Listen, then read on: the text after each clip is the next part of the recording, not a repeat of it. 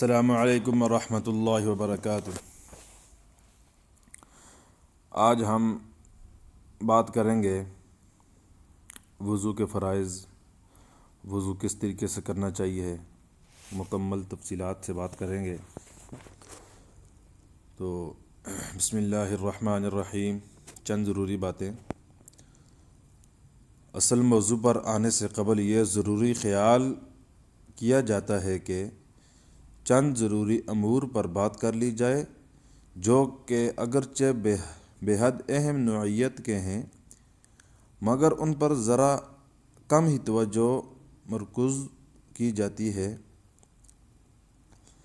فقیر سے عام طور پر ان باتوں کے بارے میں سوال کیے جاتے ہیں،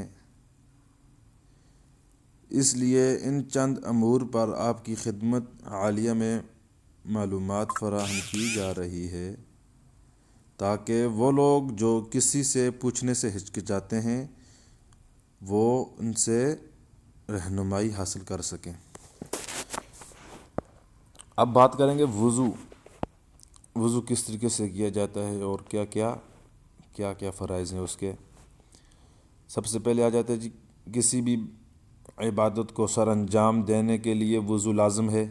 کوئی بھی عبادت کریں اس سے پہلے آپ کا وضو کرنا لازم ہے۔ عرض یہ ہے کہ وضو میں 4 فرض ہیں، ٹھیک ہے جی۔ سب سے پہلا جو فرض ہے، منہ کو ماتھے تک دھونا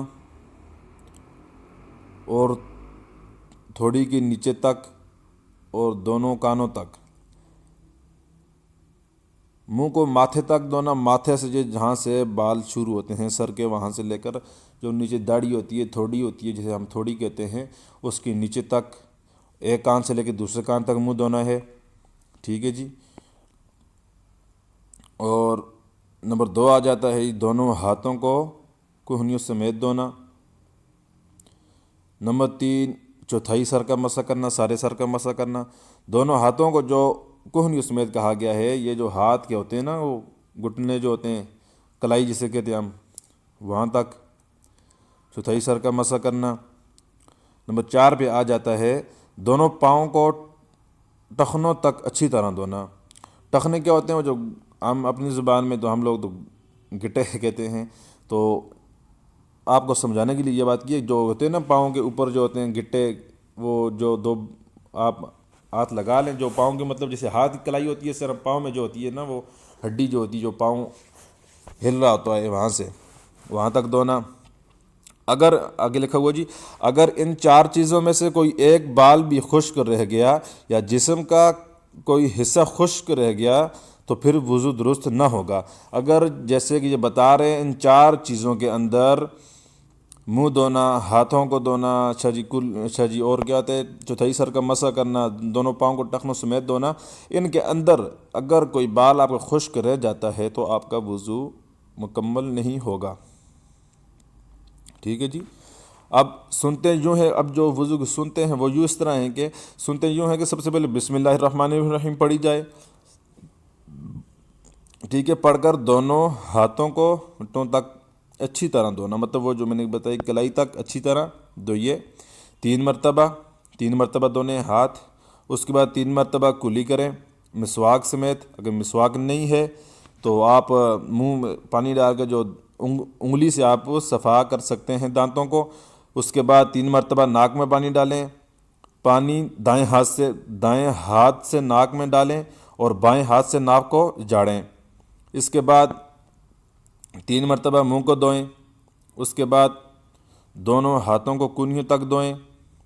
اس کے بعد 1 مرتبہ پورے سر کا مسح کر کے دونوں کانوں کا، جی جو کان ہوتے ہیں مسح کریں، دونوں کانوں کا مسح کریں، اور سب سے آخر میں دونوں پاؤں کو گھٹنوں تک اچھی طرح دھوئیں۔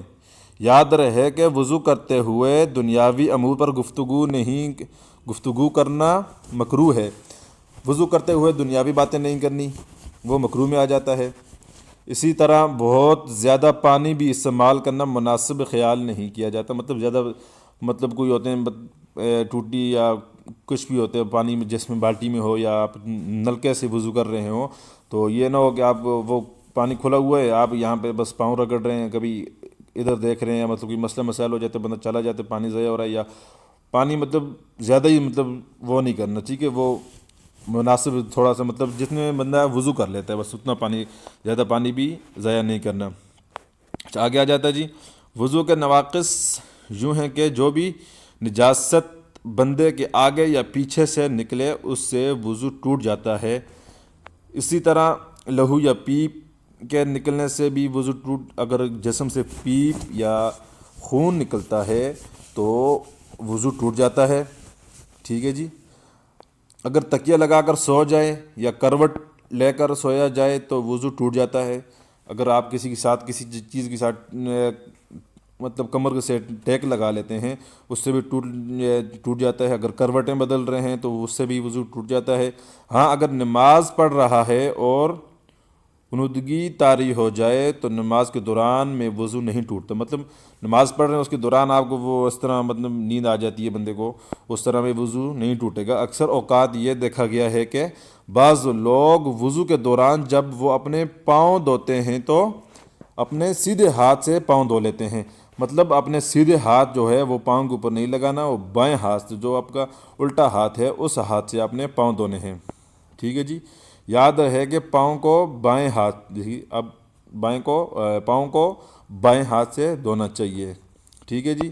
آج اتنا ہی ہوگا، آج وضو کا پڑھا ہے، کل انشاءاللہ کہ ہم تیمم ہو گیا، باقی نماز کے فرائض اسی طرح ہم سب کچھ آگے مکمل کریں گے۔ تو آخر میں عرض کریں گے جی چینل سبسکرائب کر لیں، یہ چینل ہم نے آپ کے لیے بنایا ہے کہ اس لیے ہم آپ کو انشاءاللہ دینی تعلیم دیں گے، وضو کے بارے میں، نماز کے بارے میں، تہجد کے بارے میں، نفل کے بارے میں، سنتوں کے بارے میں بتائیں گے۔